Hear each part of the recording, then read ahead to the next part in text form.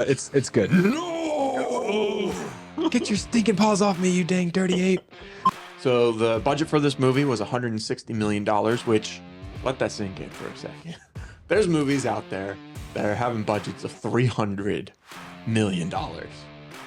And then they're making this for less than 200. Isn't that incredible? So we have 6 different categories that we rate movies by, and this helps us create a kind of whole complete picture rather than just our initial thoughts.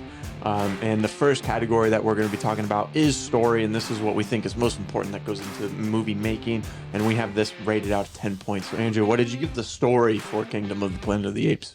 It looked really great. The visual effects were awesome. I maybe overhyped the story in my mind a little bit. I'll talk about like a little bit what I was expecting versus what came down the pipe. But overall, I thought it was good.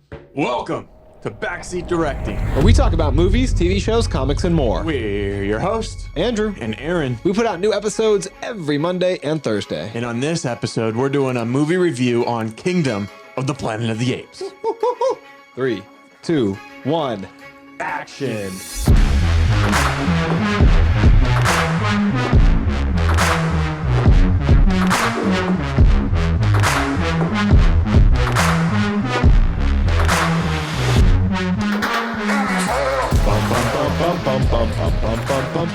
What a wonderful day! Totally unplanned, actually. Dude, that was Literally. pretty good. Yeah, That was yeah. pretty good. I saw you was- getting ready. I was gonna do the same thing, Yeah. and you actually came in a little bit before me, so I was like, I felt like I knew you were also going to do it. So we lined it up well. That was good. We're Yeah. professionals at this stuff. best line in the movie for sure. Dude, it's the iconic part of the trailer. Yeah. Like that's what everyone's quoting from this movie, you know, just the way he says it. And yeah, that was a good scene too. Yeah, I mean, it's no apes together strong, but it's good. No! Get your stinking paws off me, you dang dirty ape. Oh, my God. man. Okay. Caesar is just so different. Last week we did a full recap and review on the first 3 movies in this Modern saga, yeah. of Planet of the Apes. So that was Rise, Dawn, and War. We did a full recap on that. So if you haven't seen that yet, go check that out. And then make sure you hit that like and subscribe button. That helps the show out a lot. But today we're going to be talking and reviewing the newest edition, which takes place 200 years, generations and generations after Caesar, but within the same world, same universe. Caesar's legacy is what they're living through right now. So we went in the theaters and saw this opening weekend. Andrew, first thoughts. What did you think of Kingdom? I think it looked really great. We'll talk more in depth as we kind of go through our lightning review, our individual topics, but I think it looked really great. The visual effects were awesome. I maybe overhyped the story in my mind a little bit. I'll talk about like a little bit what I was expecting versus what came down the pipe. But overall, I thought it was good. I didn't think it quite lived up to the original. Not the original. I didn't think it quite lived up to the previous trilogy that set up this movie. From just to set the record, if we say original, we mean the modern ones. Yes. We're erasing the other ones right now. We're just worrying about the ones with the motion capture suits. Yes. That's what we're considering the original trilogy. But yeah, I kind of agree with you. It looked phenomenal. I think every aspect was amazing. I think the story was just maybe not as strong as the other ones. And it's really tough because it's literally getting compared to one of the best trilogies out there. Yeah. So and one of the best character developments and character arcs across 3 movies, you know, with Caesar and his uprising and leadership and stuff. So it's hard comparison. And I think they did a decent job. Yeah. They kept the soul of the material in there and like referenced the originals a lot. Absolutely. It was a fun movie for sure. I enjoyed the movie theater experience. This movie came out obviously this year, 2024. It's rated PG-13, 2 hours and 25 minutes long. IMDb has it at a 7.3 out of 10. And if we jump over to Rotten Tomatoes, the tomato meter has it at an 81%, and the audience score has it at a 79%. The Tato meter comes next when you rate it. That's right. So both high reviews. Right now on IMDb, it's sitting just behind by 1 point the lowest movie in the first trilogy. And that was War. War was their lowest rating at a 7.4. So this is a 7.3 on IMDb. So it seems like everyone else is thinking that this is meeting expectations. It's allowed to be in the ballpark. You know what I'm saying? It seems like the hype is there for this movie. Like I've heard nothing but really good things online. So Absolutely. So the budget for this movie was $160 million, which let that sink in for a second. There's movies out there that are having budgets of $300 million. And then they're making this for less than 200. Isn't that incredible? and there's like not a moment of this that they could have just filmed on like a set that was just a house or a room. Like every element of this, 99.999% of the characters, every room is like heavily an unreal world. I saw two interesting facts. One was that I might be a little off on the numbers, but somewhere between like 30 and 40 minutes of the movie, 100% CGI. So not I believe it. practically. I believe it. Yeah. And then they did not shoot water once, practically. All of the water on that bridge scene wasn't there. That looks incredible. The director said that they filmed that in the parking lot. The parking lot, the scene with Raka. Oh my gosh. I mean, it looks so good. Everything from the water. The water looked amazing. The water on the hair, on their fur, and then like the actual like current of the water. Like when I saw that interview, rapids. that blew my mind. You know, that none of the water was there. Not to mention the rest of the environment, like the bridge, and then like the high rise grass in the surrounding area. Like, yeah, it's like they're shooting a previs. And then they just redo it all after. They just overlay like the movie on top of that. Yeah, it's crazy. But they are releasing a cut of this. If you buy the DVD version or the Blu-ray, they're releasing a cut with none of the CGI stuff in there. So That's like you get to see them, the actors and the sets and stuff as they're like pretending to be the monkeys and stuff. So I would love to see that. Really cool. For Dawn. Dawn's my favorite. So I'd love to. And also I want, spoiler all alert, of them. I want us to rank the order they came out. Like our favorite movies in order. We can definitely do that. So the box office earnings for the first weekend, again, this is as of Wednesday, May 15th. So it's only been out one weekend. It brought in $135.5 million.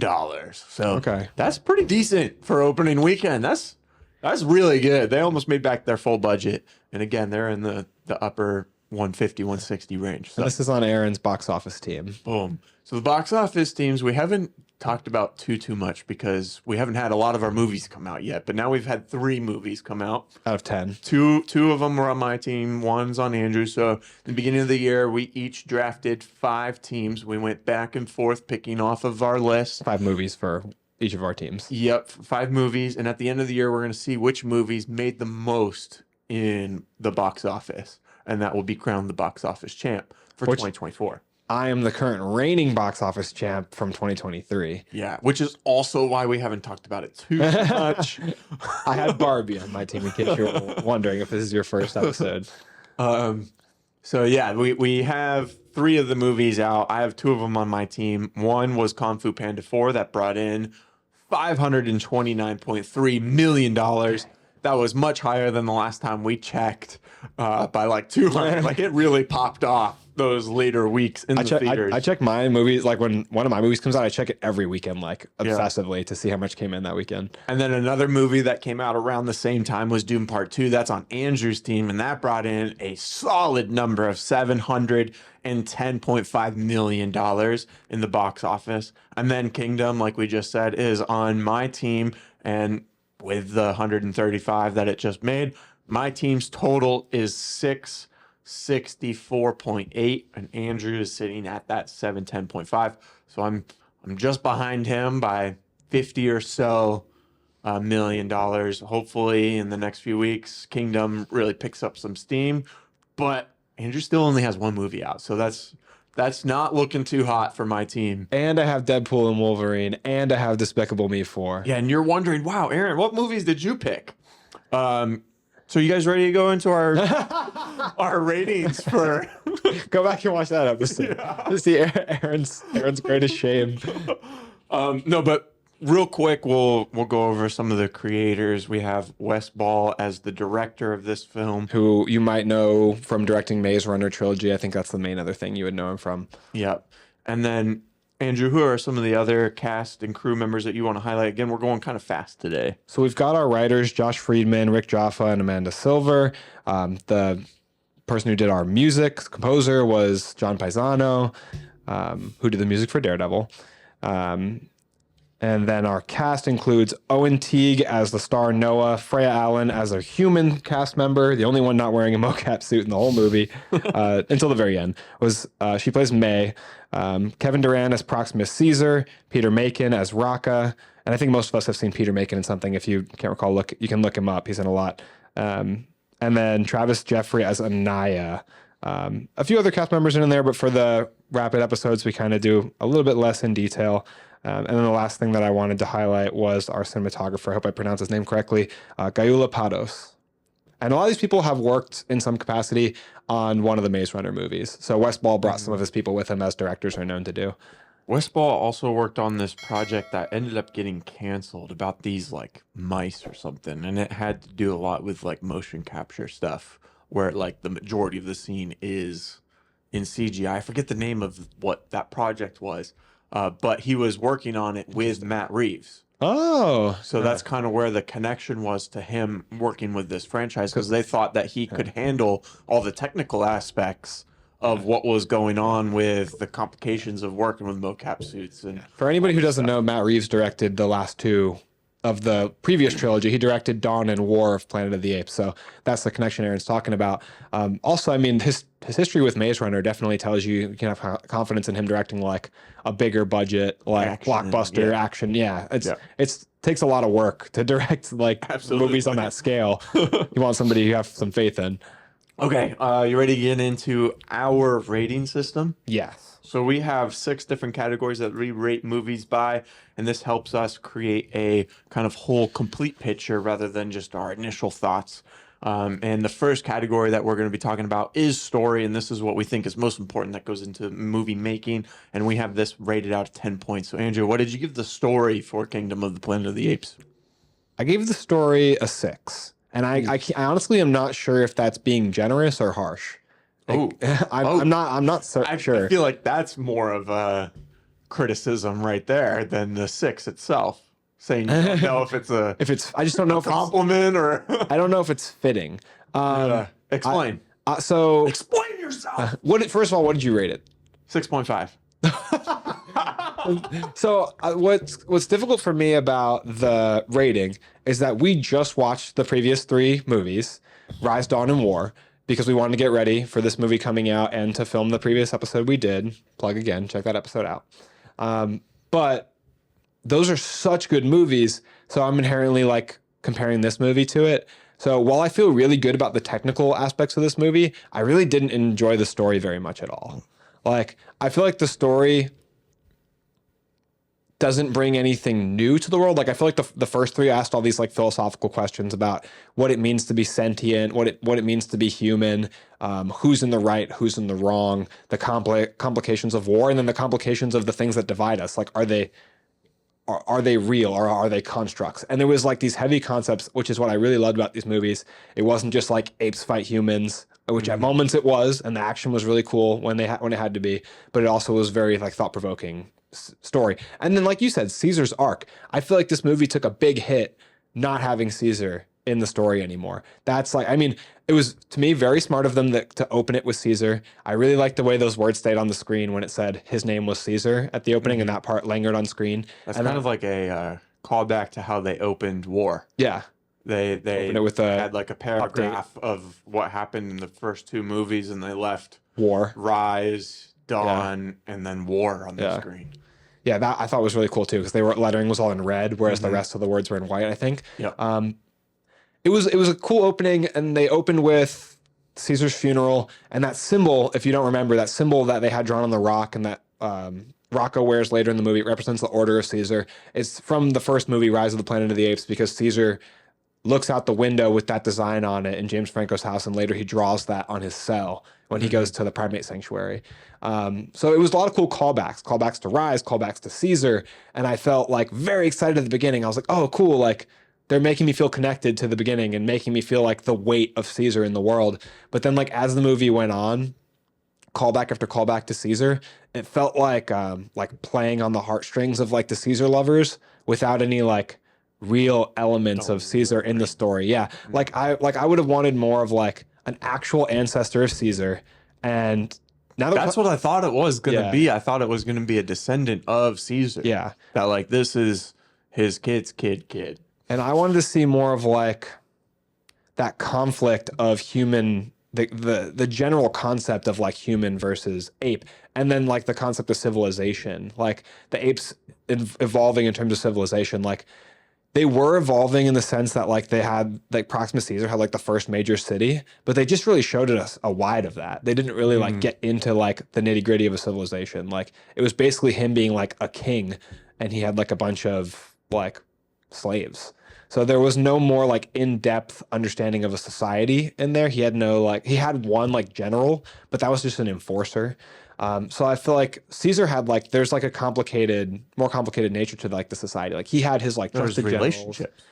I felt like the relationships were so much stronger in the previous trilogy. Like Absolutely. I couldn't tell you. I love Caesar and Rocket, Caesar and Maurice, like Caesar versus Koba. Like I love the side Caesar characters versus Rocket in the beginning. Yeah, and then the evolution of that relationship. There was no evolution of relationships. It was like his friends at the beginning were his friends at the end. You could argue the evolution of his relationship with May, the human, but like even then, like didn't feel like there was a meaningful bond between them. It felt like there was more like this tension that was never really like resolved. Even at the like middle of the movie when Noah is like in the compound and everyone's like chanting for the new Caesar, and he goes over to his mom and he's like, "This is not Caesar." Felt like he also didn't know what Caesar was. No, he had like a passing understanding of it from Rocca. Like Rocca had studied the history. Like but he literally just got done explaining to someone like, "We have no idea who Caesar is," and now he's like, "That's not what Caesar is supposed to be." And it's like, yeah, you don't really know that yet. Yeah. You're just regurgitating what you heard earlier. Yeah, they eliminated the character Rocca who had the emotional connection to Caesar because like since young childhood we can assume Rocca had this like philosophical upbringing that like connected him to Caesar's teachings. So they eliminated that character. Now we're just left with Noah, who to me there's no like real I felt like he had that basic kind of main character setup. Like he's morally good, but we have no real understanding of like where that comes from or what makes him unique. I didn't really feel much of a progression for him either. Like The only I feel thing like was, his like- character arc didn't really develop anywhere. Like he was still kind of the same person in the beginning of the film, monkey. Yeah. Same ape in the beginning of the film as he was at the end of the film. But it's like the hawk or falcon or whatever like accepted him, but I didn't know why. Because like you said, because he hadn't changed. Like he just like kind of looked at it at one point and flew it and landed on his arm. Yeah, there's a few like questions that they didn't answer. Like, what is the importance of the hawk? Why does this clan use hawks? You know, like or eagles or whatever. Like, why? What is the importance? Eagle clan. What is the importance of them going to get the eagle egg and then them raising that eagle? Like, I get it. It's like their pet, their person that they work with, but like, why?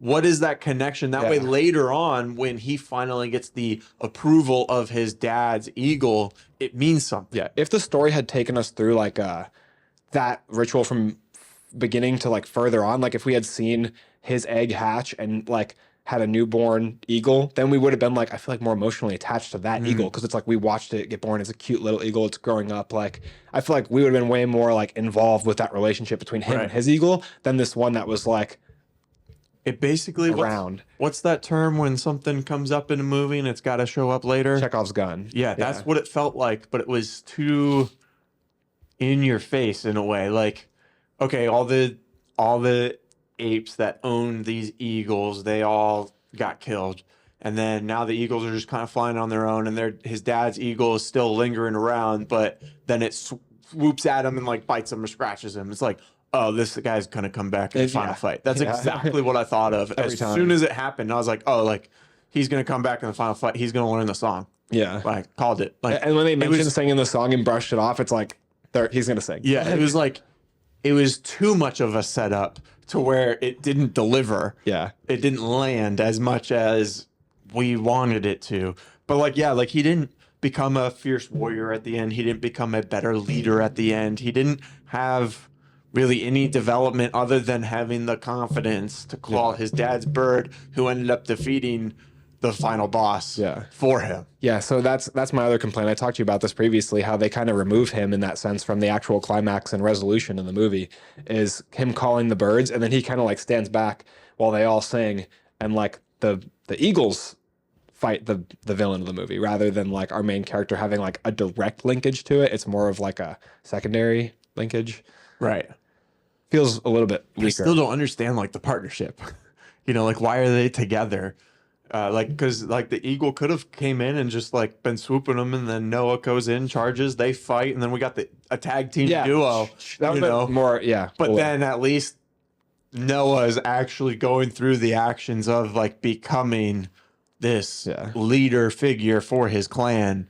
You know, and like stepping into like maybe his dad's shoes, or kind of into the Caesar role or whatever. That was a big thing in Dawn. Like when Caesar was injured, they were like, "You have to go fight Koba," and he's like, and his son, I think, was like, "They respect you," and Caesar was like, "Apes respect strength," or however he phrased it. But the point was like he couldn't just show up weak, because like to step into that leadership role, like you have to show strength. So he came back healed and handled it on his own. Like he went and fought Koba. He wasn't like, "Oh, son, you fight. You got to fight for me. You got to earn your spot." Yeah. And that moment's so impactful too, when he's like, because it's again a full circle moment when Koba's hanging and he's like, "Ape, not kill ape," and Caesar goes, "Koba, not ape." Yeah. It feels like we're really hating on this movie, but we just it was a good movie. It's just, it's unfortunate that this was the lowest part of the movie. And speaking of plot, like this movie is kind of a setup too. Like, did you have you heard that they're planning like a Star Wars-esque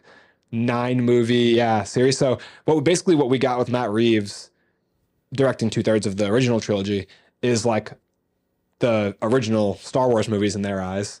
They set up a 3-movie arc, and now they're going to do 6 more movies following that. So Kingdom is the first of this next trilogy. It did feel like Kingdom was just a setup movie in a way, you know? Like, it felt like they were just trying to get past like Noah's beginnings so they can get to more interesting stuff in the second one. It's kind of what it felt like. What do you think of the humans, or lack thereof humans? Like, because in this movie, the virus, or in war, the virus like kind of evolved to where it was making humans kind of go back in evolutionary time, where they were becoming like savage. They lose their ability to talk and like communicate and think at the level that makes us be the top of the food chain, you know? And then it obviously makes the monkey smarter. So at this point, 200 years later or whatever, we had the humans basically be the wild animals, and then we had the apes be the dominant species on Earth. But we didn't see too much of that. Yeah, I wanted to see more of like that one scene when the humans were by the river living like, like ancient humans, and then the apes like came in and chased them down. I wanted to see more elements of that, because I feel like what I had in mind for the story, I'll tell you in a second here, was very different. And then what they basically did was they came back at the end of this movie and introduced the concept of there being what seemed like tons more humans all over the globe, which I feel like basically devolves the story back to where it was in war. Like, I feel like with the 200 years or whatever, time has the beginning of war. Yeah. I feel like with 200 years, nothing's really changed, because it seemed like the end of war was like the last bastions of human organization falling to shreds with that avalanche, you know? Yeah. That's what I was taking from how momentous that moment was. Yeah, and the one human that we did interact with the most, she ended up being able to just talk. Like, she was just a normal human as we know it today, you know? And then that was like this big surprise or whatever. It decreased the weight of the time to me, because she also had like a very like perfect recollection of true history of events. Like, there was nothing lost. But then like, Noah didn't. The apes didn't. Yeah, the apes had no like, I mean, I get they don't write or whatever, but oral history can still be very impactful. I mean, Maurice, I would think, from the previous trilogy would have kept accounts of history. I mean, they can do sign language and stuff. Why can't they learn to write something?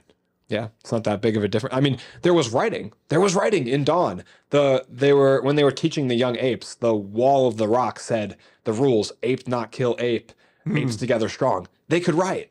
So they could have a written history. Got him. That just came like because I thought that was a really cool element in that movie. But then so this is where like the relationship like didn't like connect. Like she never really got closer to the apes. If anything, she got further away, but not too far away to where they were enemies necessarily. But she was very eerie or weary about the apes. So like at the end, she like had her gun there. Like, is that setting her up to be an enemy in the next movie? Because that feels like, not like you said. It doesn't feel like the enemy dynamic. Like I don't have any connection to her. Yeah, like literally the only characters that I liked in this were Noah, what was the mentor name? Raka. That died, yeah. I think Raka. Raka, and then the new Caesar, he was pretty cool. Proxima Caesar's interesting. But did he die? I mean, in their interviews, they're talking like he's going to be like there, you know, but like, is he dead? Like, who knows? We didn't see a body. We didn't see a body. So like, he could be like, but yeah, it literally just felt like at the end of the movie, it was setting up for war for the Planet of the Apes. Which is frustrating because the humans should be fighting the humans should be fighting the humans' issue is the virus, not the monkeys. Right. The monkeys carry the virus, but how are they gonna kill all these monkeys? We said originally that this was gonna be like a lightning review. It's gonna be longer. It's definitely not. We lied to you. We tricked you. We're getting more watch time from you. Thank you very much. But you saw it when you clicked on the video because it's the future. But Andrew, you did say that you had an idea for what the story was supposed to be. So thank you for. Let's go ahead and hear that.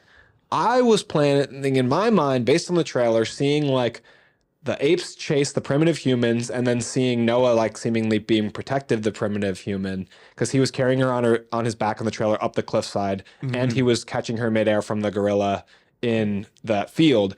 I was thinking it was going to be the concept of the apes are kind of like rounding up the humans.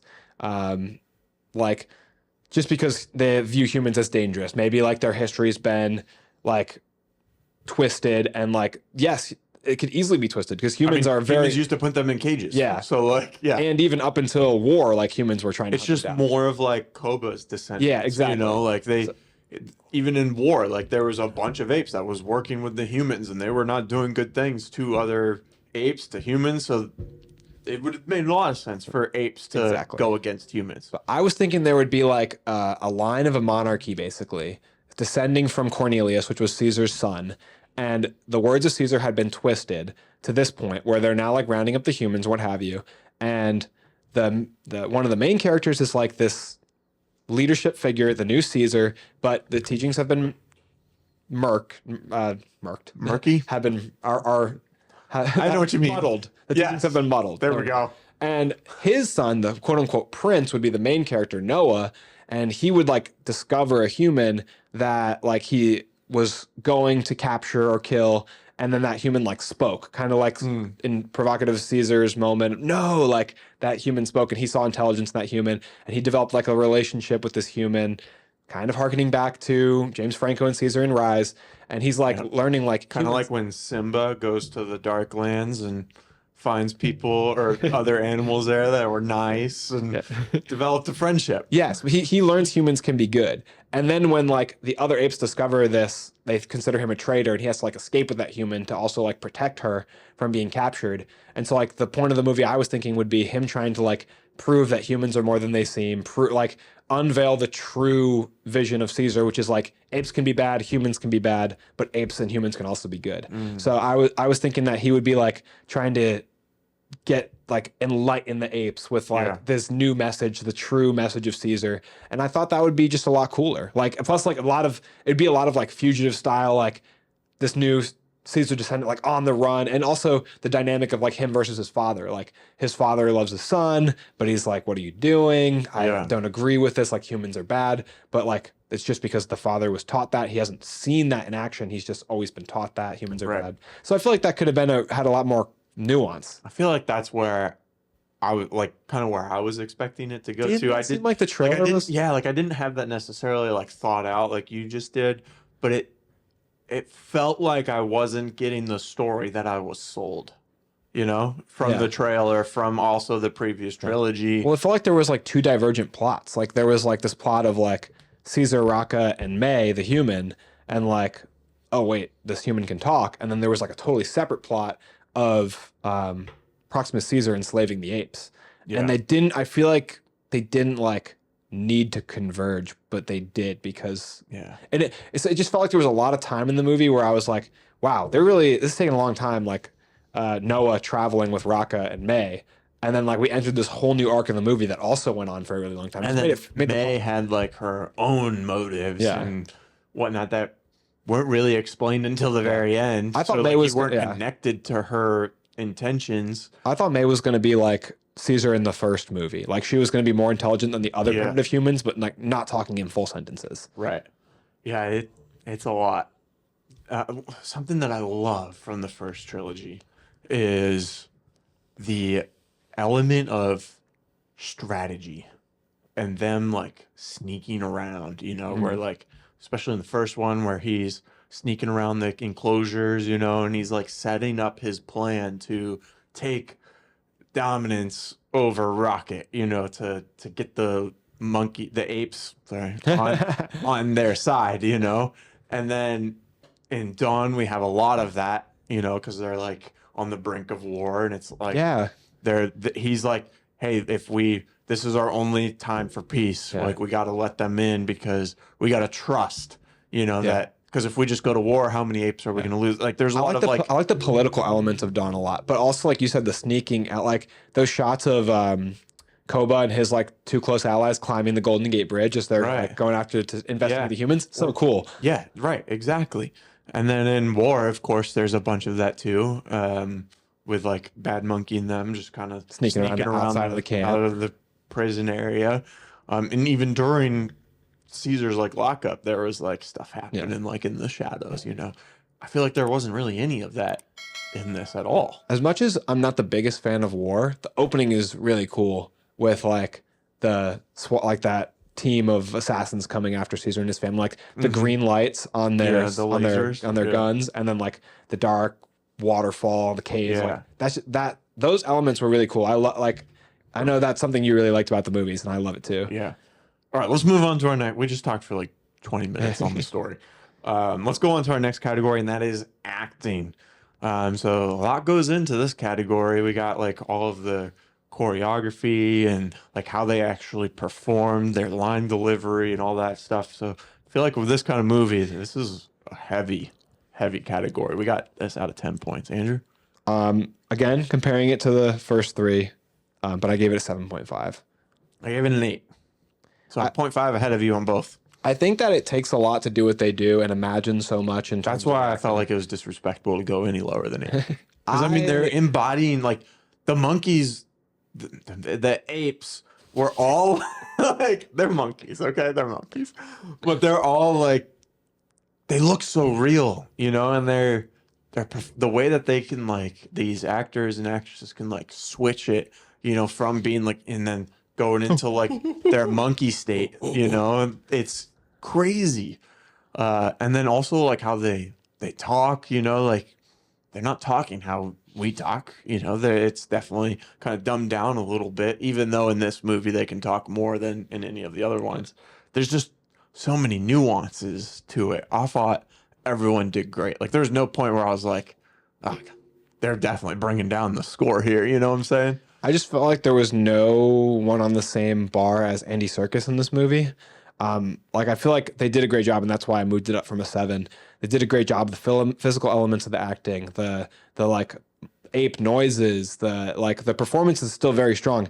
And for me, it's just like the small nuances of the facial expressions that they captured from Andy Serkis in the trilogy told so much of the story. And not even just that, but especially in the first 2 movies where the apes don't talk as much, whether they're using sign language or pure facial expressions, they're like really purely acting. And it's like so beyond any skill I could ever imagine to have, the depth of character that they put into like facial expressions when it comes to Maurice, Rocket, Caesar, Koba. Like there's like a hate in Koba's eyes, and it's yes, it's part of the visual effects, and they do a great job manipulating the face of the ape.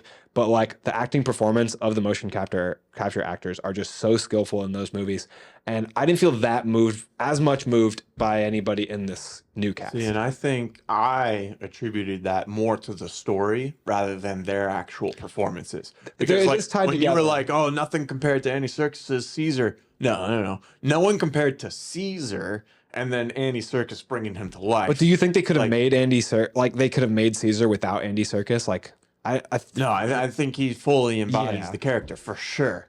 But like, let's say we put Andy Serkis in as another one of these characters in their place, but the story and everything's exactly the same. Would you still be thinking that, like, it probably, wouldn't you be like, oh, like, yeah, but it wasn't his performance as Caesar? You know what I'm saying? Yeah. Like, I see what you're saying. I think it was the story elements that allowed all of that to come through. I mean, we're arguing, or we're at a different Half little a half, point five, so like we're pretty yeah. close on this. We're on the same page here. It's just like I felt the weight of like the look in Caesar's eyes, Yeah, looking for at sure. looking down at Koba as he had been betrayed, like, and giving him the smacked his hand off. Like, Yeah. there could be a big part of it is the story, but I didn't I was feel gonna say, yeah. like, don't you feel the weight of Koba? Don't you feel the weight of Rocket and Yeah. Maurice and all them? Like, literally everyone nailed it, and it's like, yeah, they all did really good, but they were also within an amazing story. I didn't love the voice of the main character Noah in this one. Like it was like very soft and very like it's like slight rasp. I feel like I didn't like it wasn't his- just wasn't my favorite fit. I didn't like his girlfriend and his girlfriend's friend. Oh, Anaya's the friend. Yeah. Yeah. I didn't like those two, their voice. But they weren't in the movie that much. Their voices were just also high pitched. Like Caesar had this bassy, command respect. Yeah. Like I was glad in the beginning when they like left. that opening was really cool. That hyped me up for the movie. Some of the like just big epic shots of like a city if it had been 200 years of just plant growth on it, and then like the cool movement of them like swinging through it effortlessly. Like it was very cool. I was like excited to see enter this new world. Yeah, this brings us right into our next category, cinematography. This is everything that we see on screen, basically, so from the camera shots, how they did the blocking, the lighting, the camera movement, and then we also include CGI in this one, so all the computer elements that they added in. So a lot was going on here. What did you give it? So I think I'm gonna bump it up 0.5 since you told me that there wasn't any real water. Dude, it was incredible. I'm gonna bump it up to an 8.5. We were so close to being 0.5 away the whole time. I'm at an 8.5. I knew that was gonna happen when I bumped it up a 0.5. I swear to you, I knew that was gonna happen. Yeah, 8.5. And I feel like this one, for me, I was comparing it a lot to the original three in the franchise. Like, I think the cinematography was so good. It all looked so real. It almost looked too real at times. I kind of know what you mean. Like, I don't know, like, the technical way to say it, but, like, yes, it looked phenomenal. It looked amazing. But why does War look just as good or better? Why does Dawn look just as good as better? Like, Yeah. it's still so good, but there's something about it. It just seems like there's more in the first few. But again, I don't want to, like, use the original trilogy to take devalue away it. from Yeah. what was on the screen for this one. The world building was amazing in this film. Like, every shot could be a poster, and that's always a great compliment on the cinematography for a movie. If every clip could be just a picture that's hanging up somewhere, But yeah, the fact that they could do this under the $160 million budget is insane. Like, what was Indiana Jones? That was like 300 or something. What are some other movies that are nearly like as good. crazy like that?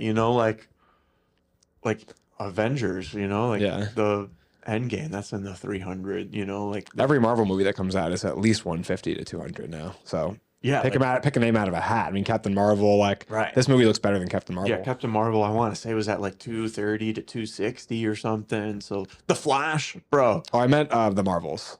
That's what I was trying to talk about. That's what I meant too. But Captain Marvel does look that's what pretty I meant good. too. Like the de-aging for Nick Fury looks really good in Captain Marvel. Yeah. But yeah, I thought the cinematography was great. I thought it was really good too. I mean, like they built on everything they had before because they just like enlarged the world, made it more unrealistic. Because even the apocalyptic world of like War and Dawn still had a lot more like modern elements that weren't as developed with like the overgrown nature and like these structures that they built on power lines in this movie. So it was just a lot more aggressive. It's a very like all in balls to the wall approach with like the world they created. And that's why I was excited when the movie opened. Well, I guess not directly when it opened, but when they entered the age this movie was going to be taking place in, and you have to see the cityscape, Yeah. birds flying out over the city, like living in nests atop skyscrapers that have been overgrown in this lush green. Reminded me of The Last of Us. Yeah, I know. Especially if humans are more primitive now. Like That's what I thought watching Dawn. I think I remember saying that they're in like a sewer. I was like saying to Sierra, I was like, every set piece in this could be from The Last of Us. Yeah. But like, it just felt so cool that the world they created got me excited to like delve into it. And like that, plus it builds a world there being so many more apes. Like the world is like is overrun. Apes are the dominant species now, and like seeing them like move through the environment was really cool. So I think that the special effects are probably the best they've ever been. Like the close-up shots on the apes' faces, the way their lips move, the way their small eye muscles move, the hair, like the detail has gone to like the 10th degree. But like you said, it still does, it feels like about the same as War, I would say. yeah. I want to say this. They've that perfected the it. water. Yeah, like they can make it a lot easier now, just from all the progress. There goes that the they light. made, in the past. But I want to say the director was saying that the water took like a year and a half to like fully finish. Water is so hard, I feel like. that's- It sounds like so daunting. Isn't that crazy to work on something for that long? Like we're in the middle of making our next short film, and we've been doing it we've been working on it, what, like 1 or 2 days a week for the last 3 months. And dude. we're like, whew. Dude, I would have been like, kick Rock off a cliff. He's not drowning anymore. Yeah. We're changing this whole plot. It's a lot of patience that goes into modern filmmaking. All right, you ready to go to sound design? Sound design is what captures the soundtrack, the score, and all of the sound effects, the Foley work. This is also out of 10 points. Andrew? I gave the sound design a 7 out of 10. Wow, that's pretty low. I thought I gave it an 8. So this is the biggest difference we've had. I thought they did a great job with all the sound effects of the movies of the monkeys, the apes. Yes, Where those sound they're effects like, are good. and also all the environment sounds where they're like, climbing and going through the forest, on the horse. Like I thought all the sound effects really brought me into the world. I thought the water, like when they're on the bridge. But the strongest element for me of sound design is the original score, which I felt like was kind of generic. Yeah, but I don't overly remember the original score from the first trilogy either. Like really sticking out. But again, like comparing it back, if not overly remembering it in the first trilogy, doesn't make this have a lower bar. Like the bar should still be the same. I guess for me, I was more so like impressed with how the sound brought me into the world. Like, yeah, it doesn't have like a catchy tune that I'm singing after the fact, but all of the work that they did to give us the environment's ambiance, like really brings us into the movie for me. And that's why I gave it an 8. I was just like, I was paying attention to the score in this movie, looking for it to do something more. And like I said, I felt like it sounded generic. Like it sounded, the upbeat moments just sounded like something I had heard many times before. I was looking for like a unique element for them to bring to the score. And then there's no music in the movie. Like there's no actual songs outside of the score because there's no motivation for that in this apocalyptic world. Nobody has an iPod. Kind of going out of order here.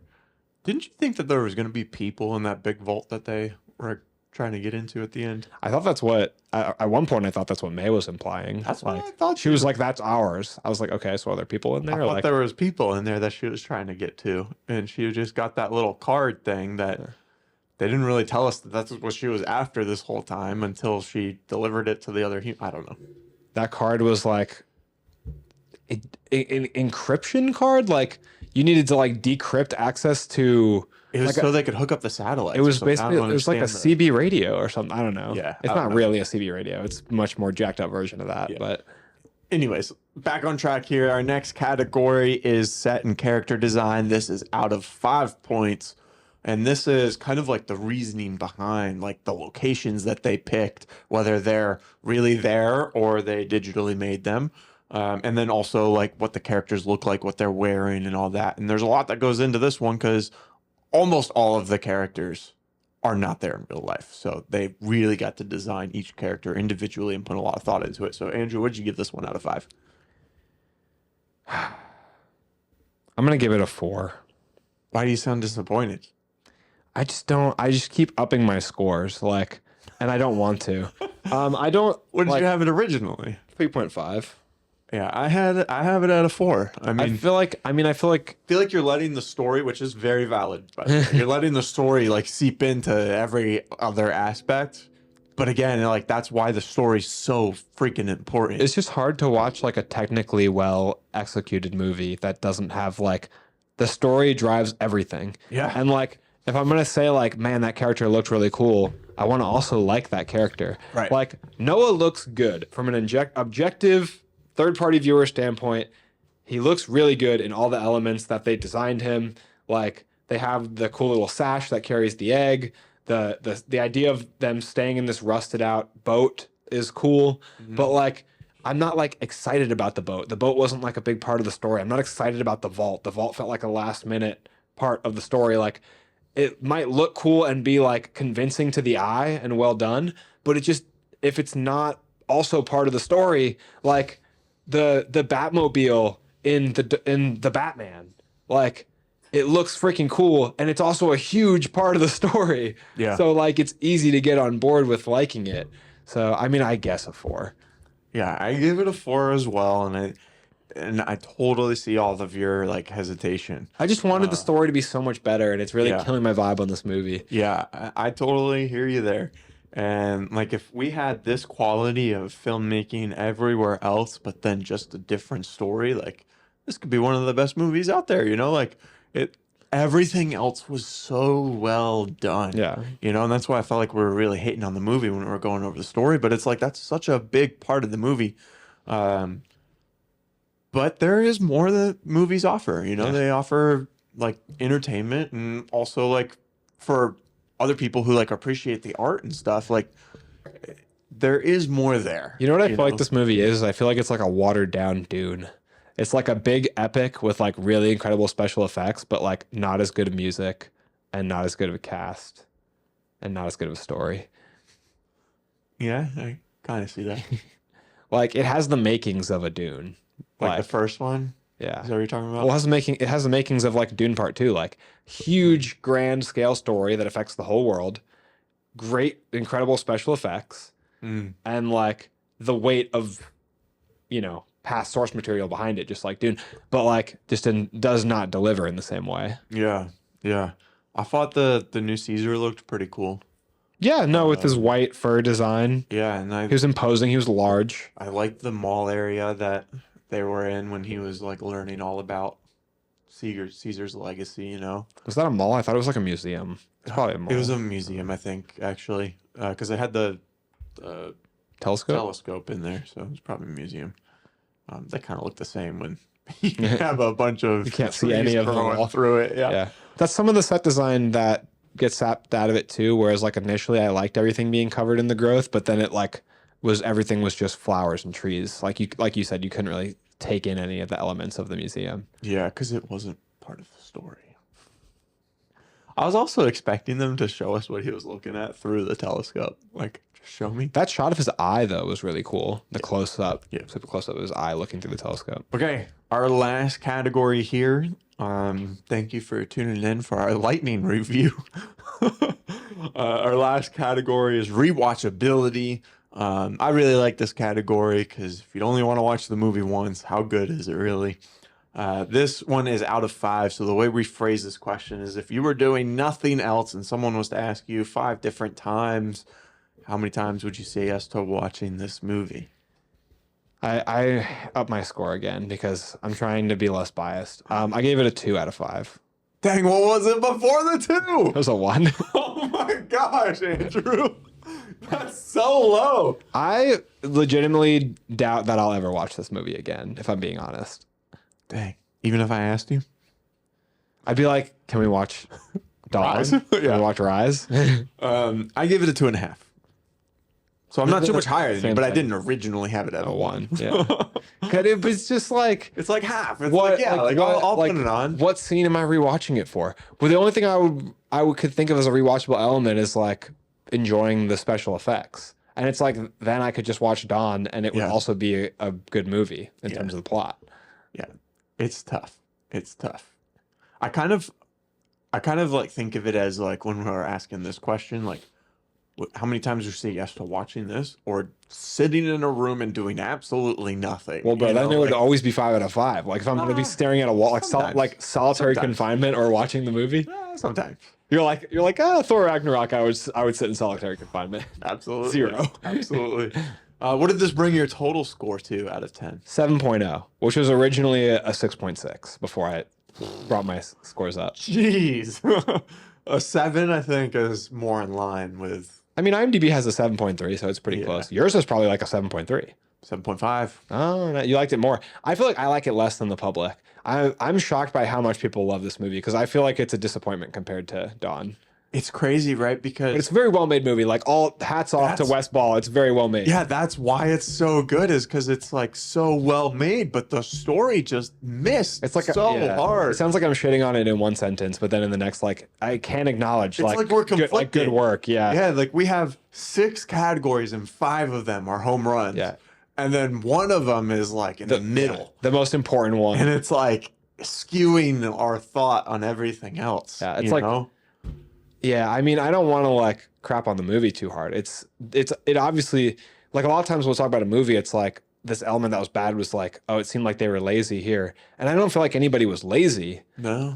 I just feel like some of the stuff didn't pan out to me. Like I don't think that the music was lazy. I just feel like it didn't strike a chord with me. Yeah. Also, too, I feel like sometimes when writing, you know, like some things sound better, seem better on the script than what they do on the screen. Like there's a bunch of actors and stuff and directors that have like signed up for movies because they thought these were going to be good movies. But then once it comes all together and it's edited and all this stuff and it's all like in sequences that are in order, it like just doesn't hit as hard. You could just say Madam Web if that's what you're trying to say.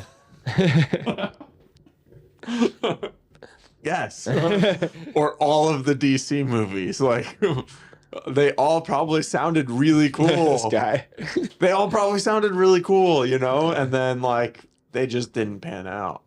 But yeah, overall, it's a good movie. I say it's definitely worth watching. Minimum once. Like definitely go see it. If you can see it in theaters, I'd recommend going to see it in theaters. Like it does look phenomenal. I mean, they earned my loyalty with the previous 3 movies. Yeah. So they earned a ticket. So since we have time, since we've been here for so long already, how do you feel about the franchise moving forward? Hearing that they have 5 other movies in mind, I'd imagine they don't have any details for any of those movies thought out because they were like skeptical that they were even going to get there. Well, this is probably a big point for why they chose Wes Ball too. It's because Wes Ball directed a successful trilogy already, and they were probably thinking if it comes to doing the other 2 movies, we have somebody who can handle the workload because it's incredibly overwhelming to direct a trilogy. Like you have to live and breathe those movies for like what 10, 12 years. Yeah, for sure. Depending on how long they came out. I mean, I think the original or the previous 3 movies came out 3 years each movie, so that's 12 years. 6, 7 years, probably more like 8 years of Matt Reeves's life, even just doing 2 movies. So somebody has to be able to take a lot of pressure. I would have preferred if this movie was just like an addition to the previous 3 movies and like paying homage to them, but also continuing the story in the future. I think if they just focused on that and ignored entirely the concept of doing more movies, because they didn't ignore it entirely based on the end of this movie, then they could have made a more well-rounded, better movie that just like told the story of the world after Caesar. I feel like it's kind of like you want to leave the audience wanting more, you know, rather than giving them too much. And obviously they don't have the other 5 movies made, but it kind of is like, it makes you like roll your eyes like, oh, you know, like After this one, especially, like, I'm not they just want more money, or like I'm not yearning for 5 more after this. yeah, you haven't, like, we don't even know how this movie's performed yet. Like, let's slow down. Like, if you would have just said like, yeah, like we would love to do more, but like, let's see how the fans respond to this. I think everyone would be even more excited when they do announce the 5th edition.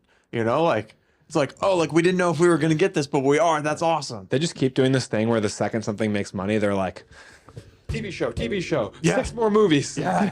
And it's like, just don't tell us. Yeah. Don't tell us you want to do more and more and more, you know, because it doesn't feel genuine. It feels like you're just trying to extend it to get more out of it rather than to just tell the story that's there. I mean, not every successful IP needs a ride at Universal and a playing card game and 10 movies. Like, not everything has to be Star Wars just because Star Wars makes a lot of money. I mean, you can make a lot of money by driving your energy into other projects too. Like, even when it came to like our short film, right? It's 6 minutes long. It kind of leaves on like a little bit of a cliffhanger. If we would have like told everyone before they saw it, because they're promoting that they're going to do 9 movies, like before a lot of people have seen this Kingdom movie. If we were like, before everyone watched our short, hey, we plan to do 5 more after this. Like, this is just the part 1. Would they be as excited afterwards as what we did? And we just said, I don't know. Yeah. Like, this is, I don't know. What do you think happens next, kind of thing? You know, like. Well, that's what I've always loved about Nolan is outside of the Batman movies, he's never done a sequel. Because, like, I feel like I can trust him to deliver me a story that opens and closes. Right. Even if it's open-ended, it is, like, final in its open-endedness. Right. Yeah. I feel like, too, like, in our situation, like, if we're like, hey, we're going to give you 5 more after this one, it eliminates the audience thinking of what happens next so much because they know that it's going to come. Yeah. You know, rather than being like, I'll just wait. yeah, like, rather than it sitting with them like, oh man, like, I wonder what really happens here, or what was this character thinking, you know, or like, what could Noah turn into? Like, I mean, how many years have people debated the end of Inception? right. And there's no sequel. There's no answer. Yeah. And except for whatever you imagine is the correct answer. Yeah, it wasn't it weird? Like, Kingdom didn't feel like it was a cliffhanger. It felt like it was a setup. Yeah. The way that it ended. Yeah, you're totally right. Yeah. It was like, not like, hey, you should watch the next one because, like, oh my gosh, like, wasn't that crazy? It was like, hey, you want to watch War for the Planet of the Apes Part 2? Humans are back. I know you guys love humans. They're going to war now. For you. Yeah. As we're closing this episode, I want us to do our ranking of all of the of these 4 movies. Yeah, for me it's pretty easy. I think mine is different from most. I think yours lines up with people's, like, most people's rating. Yeah, because I know what our difference is. So my number 1 movie out of these 4. Oh, you gotta start at the bottom. Bottom, Kingdom. Yeah. So Kingdom of the Planet of the Apes in 4th place. Closely following Kingdoms, I say fairly close, these 2, would be War of the Planet of the Apes in the 3 spot. And then Rise of the Planet of the Apes in the 2 spot. And then that masterpiece Dawn in the number 1 spot. That movie is so good. Yeah. So you got Dawn, Rise, War, Kingdom. Yep. And I have the top 2 flipped from you. And I have Rise as first, then Dawn, then War, then Kingdom. And I feel like there's a little more space between War and Kingdom. Yeah. Than all of the other movies. And I think you're right. Most people probably agree with me because that's what, like, the box office and ratings project is pretty similar to what my ranking is. Yeah. I think the rating for Rise and Dawn are the same on IMDb. They're both really well made and I love them both. I just really like the Koba conflict in Dawn. And I think that's what everyone loves too about it, is that it's a great villain. I just fell in love with the first one, and it's hard to, like. The first one has a great arc for the main character, but not really a great villain. It's just that, like, rich CEO guy. Mm-hmm. Yeah. They're also good. You know, like, I can't get mad at you for saying, like, Dawn is your favorite, because it's like, that's a pretty good movie. Even if you put War, like, I could be like, Are you sure? Like, but I understand. You know, Worst got bad ape. Yeah. But I can't really argue with you either. I love Rise, so like I'm not like shocked and appalled at Rise going above Dawn. It's such a good movie. It's got John Lithgow, which is super cool, and it's just got some of these iconic moments like Caesar shouting no, Caesar breaking everyone out of the primate sanctuary, like, and then dude. The Caesar leadership moments are so good in Rise and Dawn. In Dawn, when they're all like chattering when the humans come in, and he stands up and just puts up his hand. Every ape's silent. Dude, I'm so excited. so good. What do you guys think of Kingdom, and then also of all the other movies? What's your list order? Put them in for order your in the favorite? comments. Yeah, I want to see how many agree with us or differ. Who has Kingdom as first? You know? Yeah, any recency bias in there? Which is normally what happens with you. Like, You always say it like it you does, always say it happens. you're- Like, it just didn't this time. with so. what? Dude, He doesn't have an example. Dune came out, and then what was the next one that you're like, oh, I like that better than Dune? I never said You that. did. We already Dude, talked Sierra about was that. right there. I said it could. Was that for Challengers? I said or it was that a could. different one? I said Challengers could be almost as good as Dune, which that is a little bit. That's a little bit of. You missed the That's almost the first that's time a you said little that bit of sentence. recency bias. Yes, I can see that is. It's not as good as Dune, but it's a very good movie. It is a very good movie. Both of those are very good Yeah. movies. We've had a lot of good movies come out this year. Dune is the clear winner for best of the year so far. I think not anybody would argue with that. And you're probably going to argue for Kung Fu Panda 4 being better than it. I mean, definitely Kingdom, because you can go see that in theaters right now. There's probably theaters where you can still see Dune Part 2 if you really wanted to. Probably. All right. Thanks so much for watching, everyone. We post new full episodes every Monday and Thursday, but make sure you hit that subscribe button because we also post some extra clips here and there, and our films. Whenever we're done filming them, they be coming out on random days. There's one on there. Yeah, there's one on there. We're about to record our next one, which we're really excited and stressed for. But Andrew, where else can they find us? That's our sweet spot. Excited but stressed. So you can find us on TikTok, YouTube, Instagram, Facebook, X. You can find us pretty much anywhere. Make sure to interact with us and follow us on there. We're trying to get to 1,000 YouTube followers, and we're like getting pretty close. So please make sure to subscribe if you're not already subscribed. You can find us anywhere you listen to podcasts as well. So if you like to listen to audio mainly, Google Podcasts, Apple Podcasts, make sure to go on Spotify, follow, and rate and review the show, preferably 5 stars, because that makes us look better. Is it weird that we're like, hey, watch it on Spotify when everyone here is probably watching it on YouTube? Yeah. You can watch video on both, though. I'm happy with wherever you want to watch it. Wherever It's like, you want, man. if you want to like put us on the TV screen on YouTube on your PlayStation and then have us on the phone on Spotify Absolutely. and then on your Boom. laptop on Google Podcasts, Dude, just get the whole house decked out with Backseat Direct. every screen. But yeah, we really appreciate you guys. Anywhere you listen is absolutely great. But another huge favor we could ask is if you would share us with friends and family. It's the best way for the show to grow. We're trying to reach new people and build the audience so that we can have this awesome community of movie lovers where you can join our, I always want to say Patreon. You can join our Discord. And the Discord, how much is the fee? It is free. So you can join the Discord for free, and we can talk about movies and TV shows in there, as well as you can make episode topic suggestions, which we would love to have. Because sometimes we're struggling to come up with ideas. absolutely.